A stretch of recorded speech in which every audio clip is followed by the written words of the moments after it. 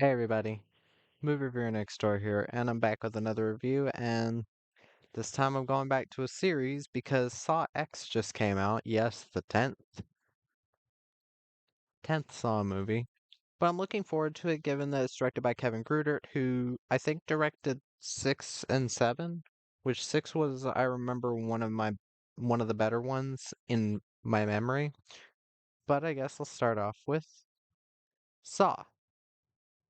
This is a 2004 horror thriller film directed by James Wan, and it stars Lee Wannell, Carrie Elways, Danny Glover, Monica Potter, Ken Lung, Michael Emerson, Shawnee Smith, and Dina Meyer,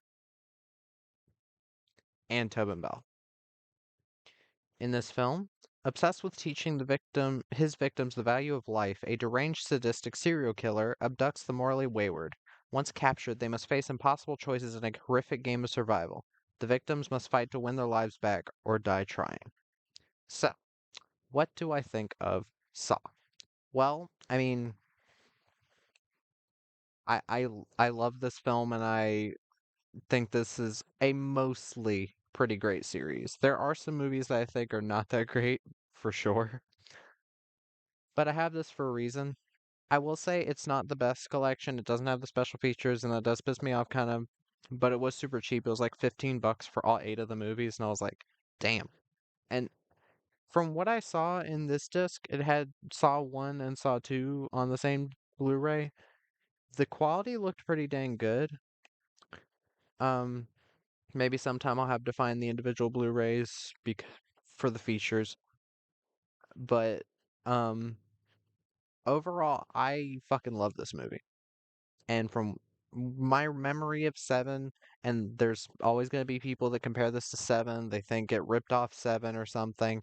I don't really see it other than being about a serial killer, and I'd rather watch a movie where the serial killer is played by somebody like Tobin Bell rather than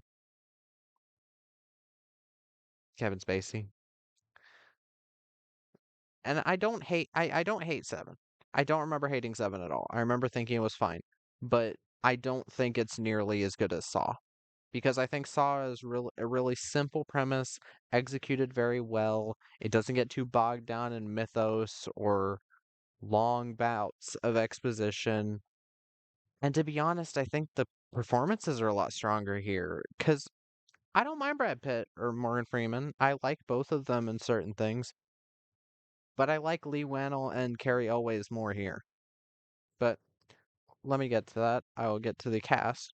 Lee Wannell plays Faulkner, Adam Faulkner Stanheim, I think, a photographer. He's basically our main character. Um, he is also the writer of the film and the writer of I think most of them. Um, this is his first leading role. Given that information, he does a pretty good job. Overall, I think he's decent. He has his moments where he doesn't do that well, but for the most part, I think he gets across the confusion and worry of someone who would be in this actual situation. He actually has some pretty humorous lines and some pretty good lines. The one about, I don't care if you covered yourself in peanut butter and had a 15 hooker gangbang. I love that line still. It's an amazing line. And yeah, I was rooting for him because to be honest, he wasn't all that bad a person once you find out what he did. And yeah, I liked him as our protagonist. Carrie Elways plays Dr. Lawrence Gordon. He's a surgeon. He um, is also in this game along with Adam. He does a good job here too. Carrie Elways is an experienced actor. Of course, he does a good job here. He has a couple slip-ups with his English accent. At least I think he's English. Yeah, born and raised in London. Yeah. He does slip a couple times with his accent. There are certain bits where his acting does slip a bit, but for the most part, he's good. Danny Glover plays David Tapp, a former an officer who ends up leaving the force for certain reasons and becomes obsessed with catching the Jigsaw Killer. He does a good job here, playing a cop as always. Love to see it. Monica Potter as Allison Gordon. She's one of my issues with the film. She's okay for the most part, but there are times where she's trying to act tough or she's trying to, you know, have some like biting quip near the end that does not work at all. I haven't really seen her in a lot. She was in Con Air, so that's what I know her from. Like I remember her being all right in Con Air, but she's kind of just there here. Ken Lung is Steven Singh. He's a detective that worked with Tap. He does a decent job here. Michael Emerson plays Zepp. He is an orderly at this hospital that Jigsaw is at. He plays the weird character as he always does, like he did in Person of Interest and Evil, the Paramount Plus or CBS show. Shawnee Smith plays Amanda Young. I know there's a lot of actors in this. Shawnee Smith plays Amanda Young. A woman gets stuck in a trap. She becomes a more important character in the later films, but as an introduction to this character, this film does a fantastic fucking job. Like the way that she acts, the part, like this could have been just a throwaway scene with like, oh, whatever actor. This is a woman who was on the show Becker with Ted Danson, and she was very funny on that show. And then seeing her in a scene like this, where it's like really hard to watch, it's very engrossing. Like it's hard to watch, but you can't look away. It's if you want to show someone what this movie is like, show them the reverse bear trap scene and see how well she acts the scene in the flashback and in the present day. She is so fucking good. And when I get to a future movie, I'll talk about some disappointments I have, but I'll get to that when I get to that film. Dina Meyer plays Allison Carey. She is another character that will become more important in the later films. She has a decent job here. She's not really in it that much. And Tobin Bell as John Kramer slash Jigsaw. Everybody knows at this point he's the main killer. It's not really that big of a twist. I won't spoil everything about that, but I will say that fuck it, I'll make this first movie a spoiler review.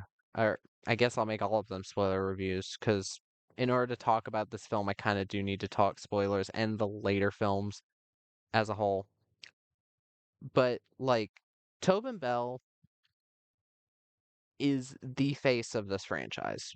Not Adam or Lee Wannell, not Donnie Wahlberg, not uh any of the detectives, not freaking none of the characters who are the ones you're supposed to root for are who are the face of this franchise.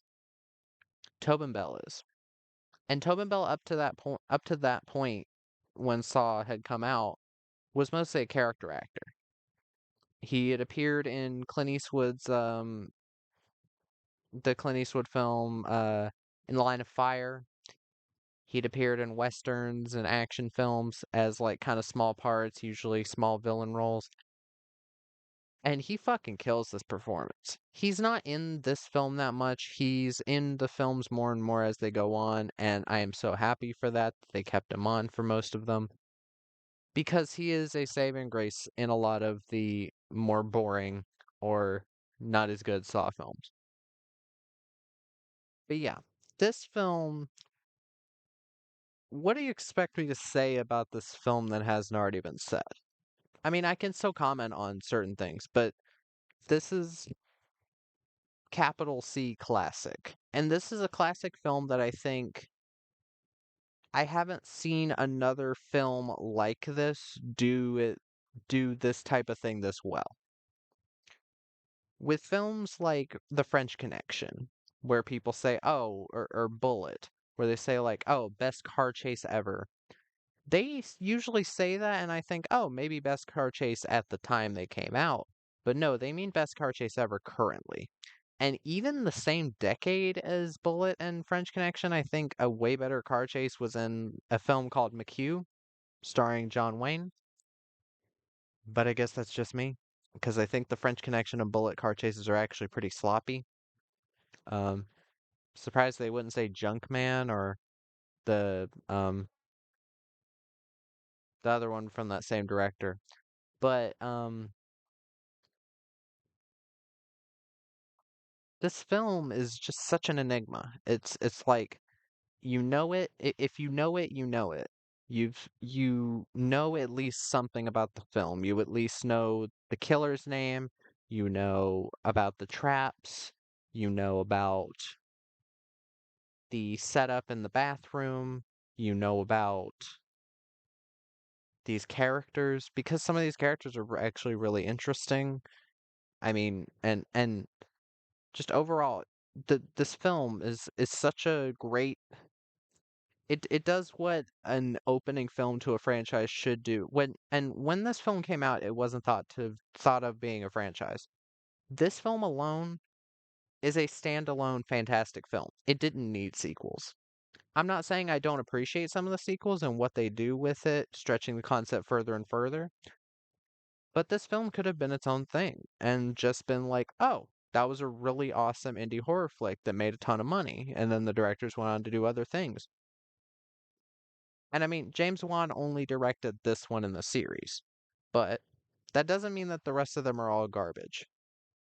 There are a lot of people that call the series torture porn, and there are some films that have that kind of claim more than others. But for the most part, this series I think is pretty entertaining, pretty fast paced. I don't think any of them really got boring. The one I remember being the most annoyed with was Saw 3. Um, I'm gonna try to watch more of them today if I can. But yeah, it's this is just a series that like grabs you from the get-go. You I if you're in it, you're in it. If you're into the series, you are. But the fact that this first film was made on a measly budget of $1.2 million is a fucking miracle. Now, I've seen movies that were made for less that still looked very professional. There's El Mariachi from 1992, I think, from Robert Rodriguez. Robert Rodriguez knows how to stretch budgets. Desperado costed from the same director. Costed, I think, 7 million, and it looks very, very professional. And when you get directors like that stretch their budgets, you get very interesting films, like the film I talked about last night, Guardian Angel. Or I'll still have to upload that review.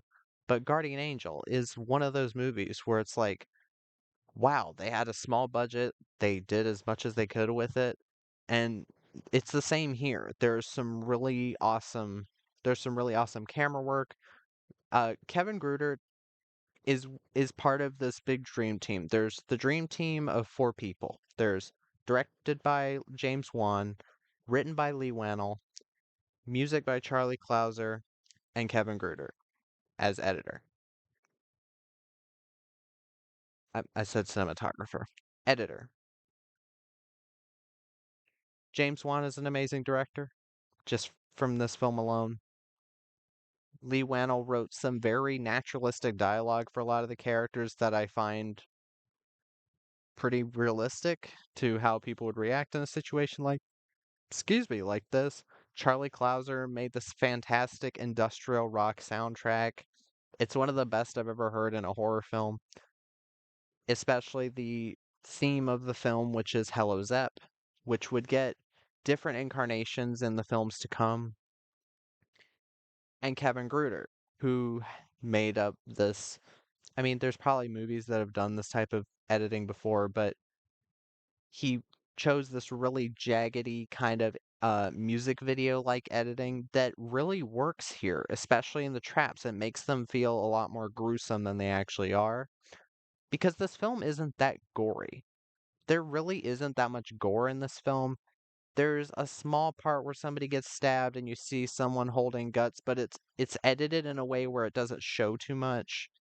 There's a part where somebody's head gets blown off by a shotgun, but it's mostly off screen. It's mostly this film is more bloody than it is gory. the films as they go on get more and more gory, but it's more bloody than it is gory, and the deaths are more implied. And again, this film is just an insane, like, James Wan and Lee Wannell are two crazy people, I swear to God. To get this film made and distributed by Lionsgate. Lionsgate owes so much of their growth as a company to the Saw series. They really do. Because before this, Lionsgate was still putting out stuff like Ginger Snaps, um, and like direct to video. They were mostly putting out direct to video stuff. They had some theatrical films around that time, but for the most part it was direct to video and some theatrical. And then they got Saw, and Saw was a massive success. And I can see why. It's again, a very, very well made, well acted for the most part, um, film that didn't rely on CGI, which was a rising thing at the time. It relied more on practical effects. The story unfolds at a very good pace. I, I I said in my written review that it was kind of slow burn. I wouldn't say that, more slow build, because there is a lot of stuff that happens in this film, but it does kind of climb and climb till it reaches the pretty exciting climax of this film. And yeah, this is just a great horror film. I think it's very accessible. I think even if you're not into films with a lot of blood or gore, which again, I don't think this is a very gory film, but I think you'll be into this film because, again, you don't have to see the sequels. The sequels are more just building on to this overarching kind of soap opera-y story. Again, it's like a horror or slasher soap opera. But I love that. I think it's insane that they kept going with that. And it's, again, just a very enjoyable film. It really is. It's really insane how far these films have come. But yeah, uh, if you ever want to binge the series, there is this box set. It doesn't come with digital codes, but it does have all of the films on Blu-ray. I have the first Blu-ray in the player. It has 1 and 2. Second disc has Saw 3, 4, and 5. Third disc, 6, and Final Chapter. And then Jigsaw, it's on Blu-ray. And then the DVDs, disc 1, Saw. Disc 2, Saw 2, Saw 3. Disc 3, Saw 4, Saw 5. Saw 6, Saw 7, and Jigsaw. Which, again, I don't know. I can't speak to the picture quality on the DVDs, but on the Blu-rays, as far as the first disc, pretty good. And I will make a full review on this box set after I'm done with all the first 8 films. But yeah, damn good uh film to start the series on. Fantastic. It's a fantastic film. It really is. And yeah, hope I drum up some interest for this film if there are people who still have not seen it. That was my review of Saw. If you've seen the film, let me know what you thought in the comments. Let me know what I should review next, and movie reviewer next door out.